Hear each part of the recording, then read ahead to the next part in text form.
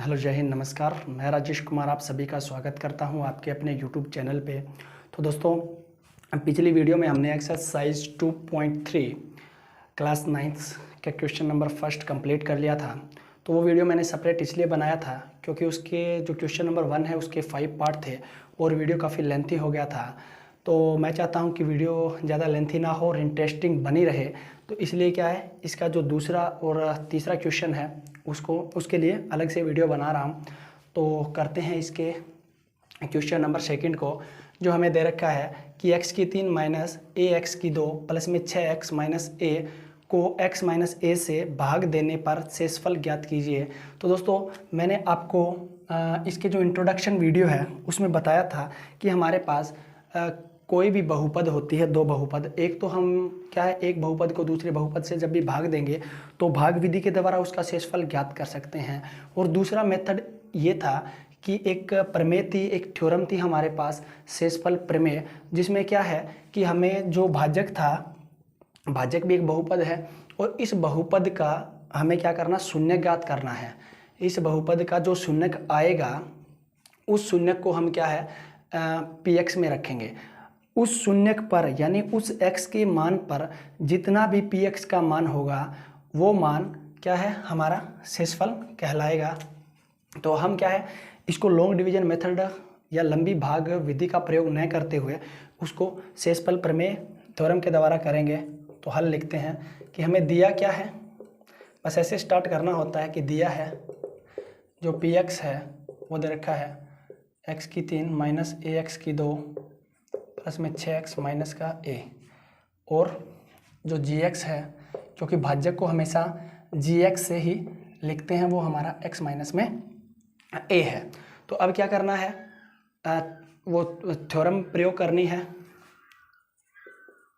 शेषफल प्रमेय का प्रयोग करके। जो शेषफल प्रमेय है वो हमें ये बताती है कि अगर हम gx का शून्यक निकालेंगे और उस शून्यक को px में रखेंगे, जितना px का मान होगा वो क्या होगा, हमारा शेषफल होगा करते हुए। तो gx का शून्यक, अब gx का शून्यक हमें पता है कि शून्यक ज्ञात करने के लिए जो भी बहुपद है उसको 0 के बराबर रखना पड़ता है। तो gx का शून्यक, जो gx है हमारे पास, वो दे रखी है कि x माइनस में a बराबर में 0, तो x का मान आएगा a। तो ये a क्या आया है, a हमारा है gx का शून्यक। अब इस शून्यक को रखेंगे px में। अब देखिए x माइनस a पर px का मान, मतलब px क्या है, जो px हमें दे रखी है वो है x की 3 माइनस में a x की 2 प्लस में 6x माइनस का a। तो अब क्या करना है, हमें a के ऊपर इस बहुपद का मान चेक करना है। तो यहाँ पर क्या है, px का मान यहाँ पे लिख दिया है मैंने। तो x की जगह किसको रखना है, a को रखना है। तो a की 3 मतलब x की 3 a की 3 माइनस में a, और ये x गुना में है तो इसको लिख लेते हैं, x की जगह क्या रखना है, a रखना है। तो ये 2 प्लस में 6 गुना में a माइनस का a, a की 3 माइनस में a गुना में a की 2। जब बेस समान होता है तो घातों को जोड़ दिया जाता है, तो a की 3 ही आएगा। और यहाँ पे क्या है, प्लस का 6a और माइनस का a। तो इसको जब ये क्या है, a की 3 से a की 3 कैंसिल हो जाएगा, क्योंकि ये प्लस का है और यहाँ पर माइनस का है। यहाँ पे 6a माइनस का a, तो कितना आएगा, 5a आएगा। ये 5a क्या आया है, ये 5a शेषफल आया है जब हम px को gx से भाग देंगे। मतलब x की 3 माइनस a x की 2 प्लस में 6x माइनस a को अगर x माइनस a से भाग देंगे और भाग करने के बाद जो हमारे पास शेषफल आएगा वो 5a ही आएगा। ये है शेषफल प्रमेय। इसमें हमें लंबी भाग करने की ज़रूरत नहीं है। तो अतः शेषफल क्या होगा, 5a है, 5a है। तो इसका सेकंड पार्ट हो गया है। अब इसका तीसरा क्वेश्चन और लास्ट क्वेश्चन है, उसको करते हैं कि दे रखा है, जांच कीजिए कि 7 प्लस में 3x कोमा है 3x की 3 प्लस में 7x का एक गुणनखंड है या नहीं है। तो अब पता कैसे लगेगा कि px कौन सा है, gx कौन सा है। तो जैसे बात करते हैं कि 2 8 का गुणनखंड है या नहीं, तो बात करते हैं किसका गुणनखंड, किसका मतलब 8 का, कौन मतलब 2। तो दोस्तों अब 8 के गुणनखंड का मतलब क्या होगा कि जो संख्या 8 को भाग करे, 8 को भाग करे मतलब 8 को भाग करे, वे क्या कहलाएंगी, 8 के गुणनखंड कहलाएगी। अगर 2 8 को पूरा पूरा भाग कर देता है तो ये क्या है, 8 का गुणनखंड है, अदरवाइज नहीं है। तो वही बात है कि जांच कीजिए कि यहाँ 2 8 का, तो मतलब भाज्य हमारा क्या है, ये है, और भाज्य क्या है, ये है, का एक गुणनखंड है या नहीं। अब गुणनखंड का पता कैसे लगेगा, गुणनखंड का पता ये लगेगा कि अगर पूरा पूरा भाग जाएगा तो शेषफल क्या है, 0 बचेगा, और शेषफल 0 बचने का मतलब होता है कि ये पूरा पूरा भाग जा रहा है, और पूरा पूरा भाग करे तो वो क्या होता है, गुणनखंड होता है। तो हम करेंगे इसको, वही शेषफल प्रमेय का यूज करेंगे, लंबी भाग नहीं करेंगे। तो अब px कौन सा है, gx कौन सा है, तो वो लिखते हैं यहाँ पे कि हल है, दिया है।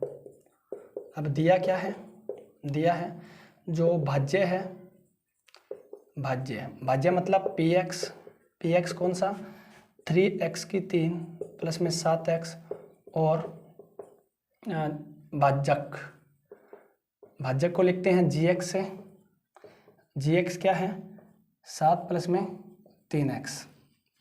तो अब क्या है, अगर ये जो भाज्यक है इसको पूरा पूरा भाग कर दे, शेषफल अगर 0 बचे तो हम बोल सकते हैं कि इसका गुणनखंड है, अदरवाइज नहीं है। तो वही शेषफल प्रमेय का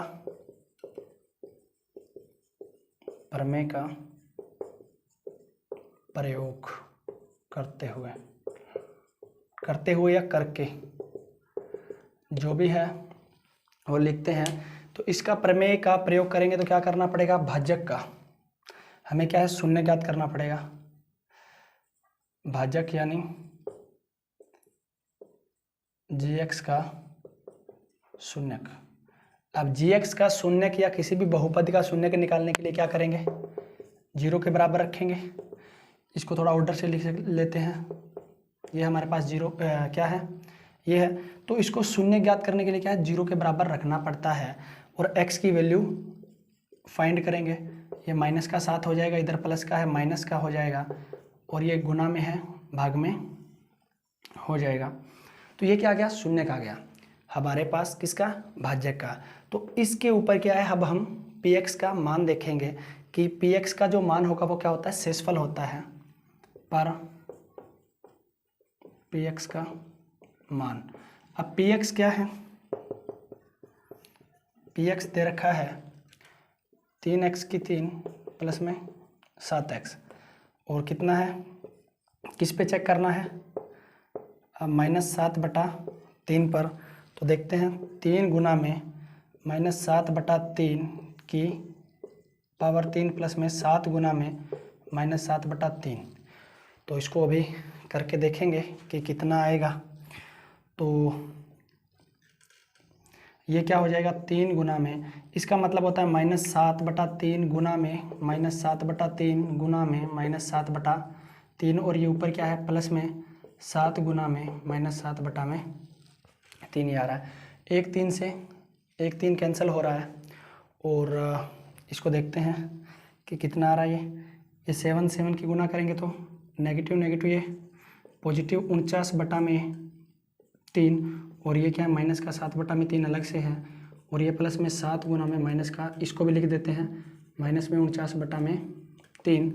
कहने का मतलब है कि ये प्लस का 49/3 यहाँ पे माइनस का, और इसके साथ में कुछ गुना में और भी है। तो इसको एक बार लिख लेते हैं कि 49 को अगर 7 से गुना करेंगे, क्योंकि 49 को 7 से गुना करना है, तो कितना आएगा, 7 में होता है 63, 36, कैरी कितना आएगा, 6, हासिल 6 आएगा, 7 चौक 28 और 6 होते हैं 34।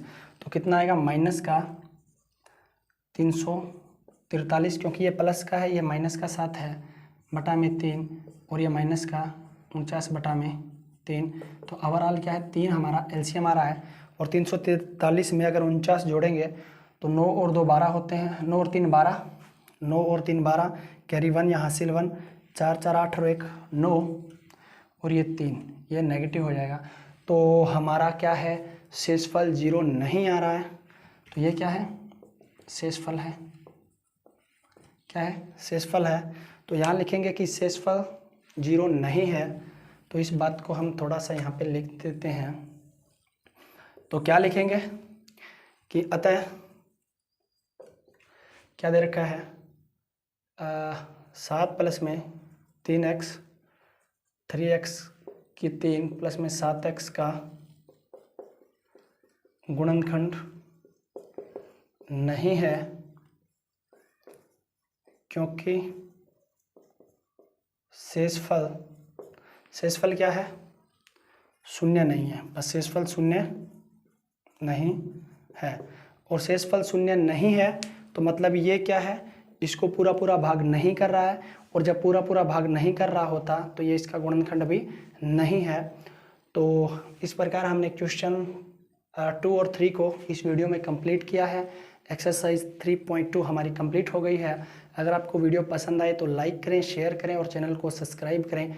Thank you.